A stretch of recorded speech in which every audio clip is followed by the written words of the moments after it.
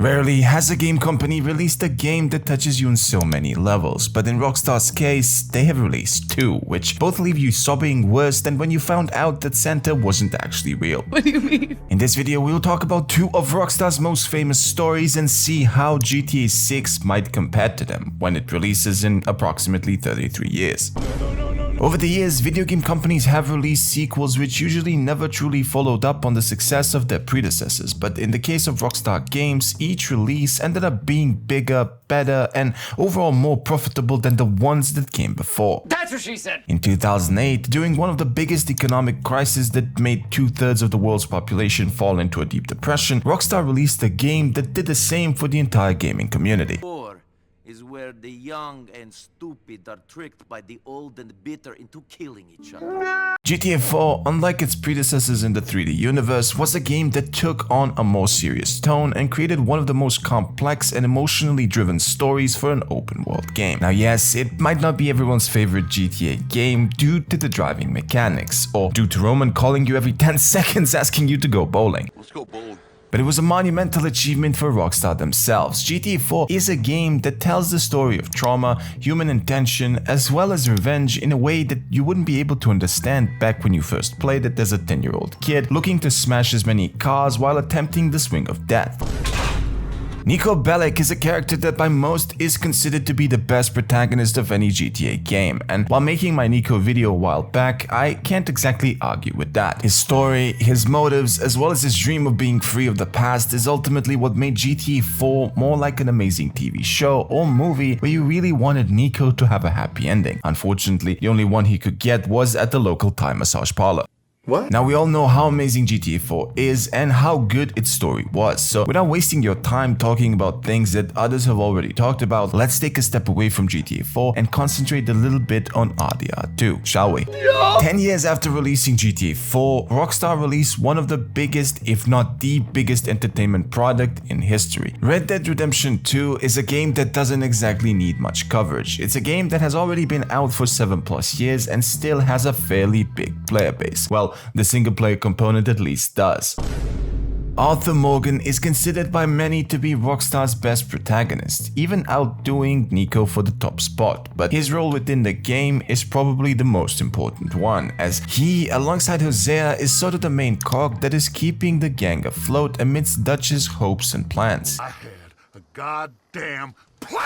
Now, I do plan on making an in-depth video about Arthur Morgan, which I will eventually post sometime next year, so stay tuned for that. Now, RDR 2 is a game that by many is considered to be the best game story ever created. Its complexity goes beyond everything that we thought was possible for video game characters. Its writing, its setting, as well as the impending feeling of doom that you start feeling when you reach chapter 6 and learn about the TB is literally unmatched till this day. You got tuberculosis.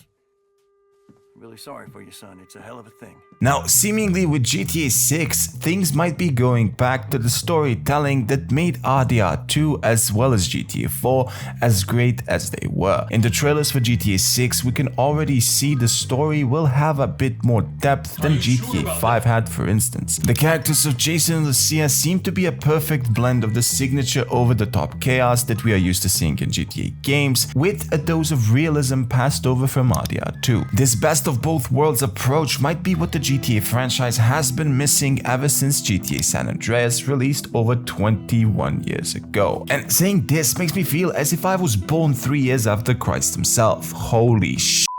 Now, the basic premise of the story is relatively well known by now. It might not play out exactly in the same manner as shown in the trailers, but we do have an idea that Lucia will most likely end up in prison at one point in the story, and we will be playing as Jason for a while. Now, a few rumors circling the internet in June suggested that we would start off playing as Jason while waiting for Lucia to be released from prison, and considering how Jason looks absolutely shiny in this shot, I pray to God his baby oil supplier isn't connected to Johnson & Johnson, or he might end up in prison as well.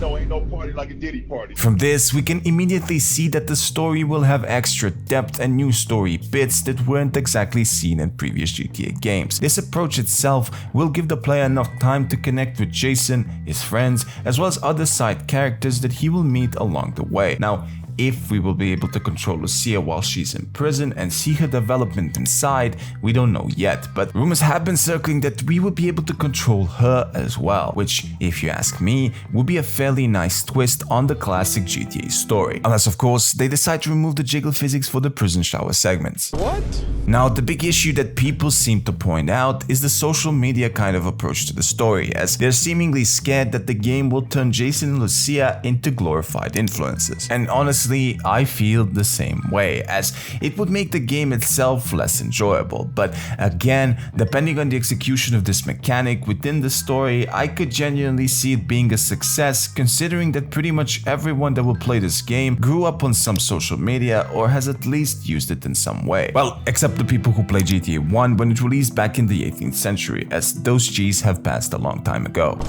Now, would social media ruin the story and make it less enjoyable? Maybe. That all depends on what kind of depth the characters like the Real Dimes, Draquan, Booby, Brian, Cal, Raul, and the rest of the cast that we haven't yet seen have. In my opinion, the game will most likely be a middle ground between 5, 4, and RDR 2, with the goofiness that made GTA 5 so fun returning alongside the dark themes of GTA 4, with all of it being mixed in with an honest system that will eventually impact our ending. Hopefully this time without the tragic case of TP, but knowing Rockstar, it will probably be a tragic case of syphilis instead, from being unfaithful as either Jason or Lucia. Stop it.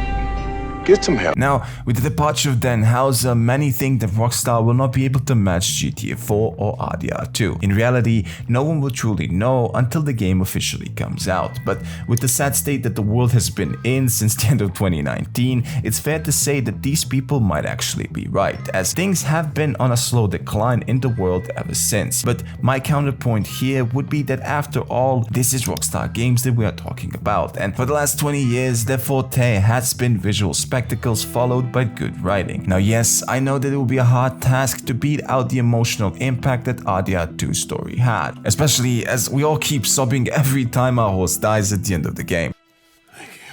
But getting the story right has never been more important than it is now, especially as Rockstar needs Lucia Caminos to be a hit amongst fans, which, judging by the jiggle physics alone, she definitely will be.